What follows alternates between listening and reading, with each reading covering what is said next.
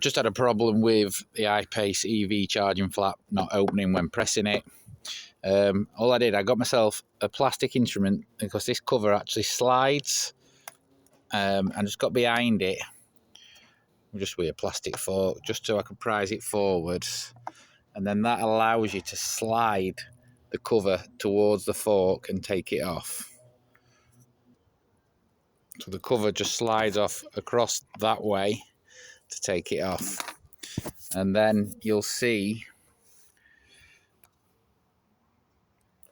this little area here.